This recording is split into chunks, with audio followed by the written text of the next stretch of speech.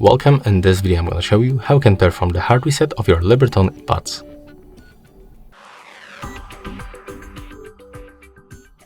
So to do this, you have to be connected with this Libratone application.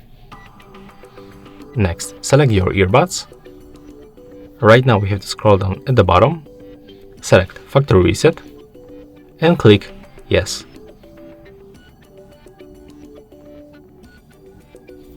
Let's stop for our earbuds right now.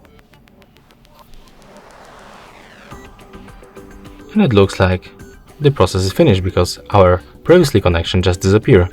So as you can see, by using the simple factory reset option in the application, we are not connected anymore. So that's all for this video. Hope you like it. Remember to leave a like, comment and subscribe to our channel.